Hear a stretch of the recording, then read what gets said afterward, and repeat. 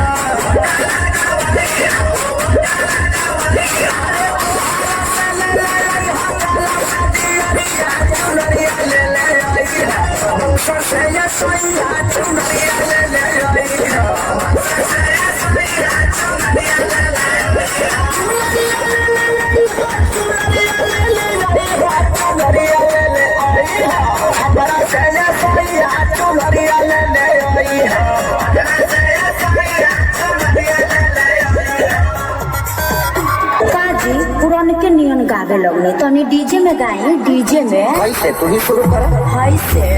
पेना वाला माझी पिया पेना